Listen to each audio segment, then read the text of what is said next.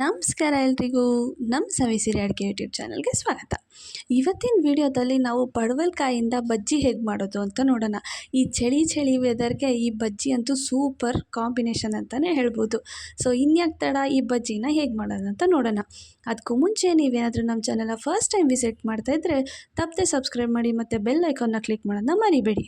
ಫಸ್ಟಿಗೆ ನಾವಿಲ್ಲಿ ಒಂದು ಪಡವಲಕಾಯಿನ ತೊಗೊಂಡಿದ್ದೀವಿ. ನೀಟಾಗಿ ಸಿಪ್ಪೆ ಎಲ್ಲ ತೆಗೆದು ಕಟ್ ಮಾಡಿ ಇಟ್ಕೊಂಡಿದ್ದೀವಿ. ನೆಕ್ಸ್ಟ್ ನಾವಿಲ್ಲಿ ಒಂದು ಬೌಲ್ ತೊಗೊಂಡಿದ್ದೀವಿ.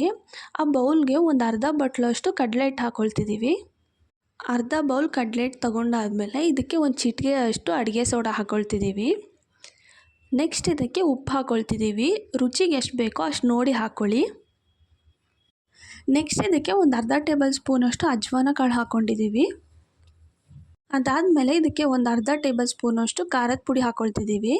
ಖಾರಕ್ಕೆ ಎಷ್ಟು ಬೇಕೋ ಅಷ್ಟು ನೋಡಿ ಹಾಕ್ಕೊಳ್ಳಿ. ಇದಕ್ಕೆ ಒಂದು ಸ್ವಲ್ಪ ನೀರು ಹಾಕ್ಕೊಂಡು ನೀಟಾಗಿ ಕಲಿಸ್ಕೋಬೇಕು. ನೋಡ್ತಾ ಇರ್ಬೋದು, ಈ ಹದಕ್ಕಿರಬೇಕಿದು. ಇವಾಗ ಹಿಟ್ಟೆಲ್ಲ ಕಲಿಸ್ಕೊಂಡಾದಮೇಲೆ ನಾವಿಲ್ಲಿ ಒಂದು ಪ್ಯಾನ್ ತೊಗೊಂಡಿದ್ದೀವಿ. ಈ ಎಣ್ಣೆ ಒಂದು 5 ನಿಮಿಷ ಕಾಯಬೇಕು. ಇವಾಗ ಒಂದು 5 ನಿಮಿಷ ಆದಮೇಲೆ ನಾವಿಲ್ಲಿ ಕಲಿಸ್ಕೊಂಡು ಇಟ್ಕೊಂಡಿರೋ ಹಿಟ್ಟಿಗೆ ನಾವು ಕಟ್ ಮಾಡಿ ಇಟ್ಕೊಂಡಿರೋ ಪಡವಲಕಾಯಿನ ಈಗ ನೀಟಾಗಿ ಅದ್ಕೊಂಡು ಎಣ್ಣೆಗೆ ಹಾಕ್ಕೋಬೇಕು. ಅದೇ ರೀತಿ ಎಲ್ಲನೂ ಹಾಕ್ಕೋಬೇಕು. ಇದ್ರ ಕೋಟಿಂಗ್ ಎಲ್ಲ ಸ್ವಲ್ಪ ನೀಟಾಗಿದ್ದರೆ ಟೇಸ್ಟ್ ಕೂಡ ಚೆನ್ನಾಗಿರುತ್ತೆ. ಇವಾಗ ಎಲ್ಲದೂ ಹಾಕ್ಕೊಂಡಾಗಿದೆ. ಇದನ್ನು ಕೂಡ ಒಂದು ಸ್ವಲ್ಪ ಕಲರ್ ಚೇಂಜ್ ಆಗೋವರೆಗೂ ನೀಟಾಗಿ ಎರಡೂ ಕಡೆ ಬೇಯಿಸ್ಕೋಬೇಕು.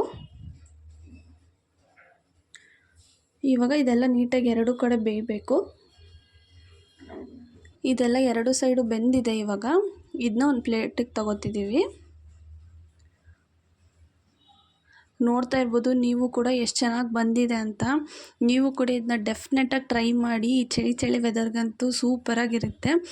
ನೀವು ಕೂಡ ಟ್ರೈ ಮಾಡಿ ಮತ್ತು ಹೇಗೆ ಬಂತಂತ ಕಮೆಂಟ್ ಸೆಕ್ಷನಲ್ಲಿ ತಿಳಿಸಿ. ಲೈಕ್ ಮಾಡಿ, ಶೇರ್ ಮಾಡಿ, ಸಬ್ಸ್ಕ್ರೈಬ್ ಮಾಡೋದನ್ನ ಮರಿಬೇಡಿ. Thank you for watching.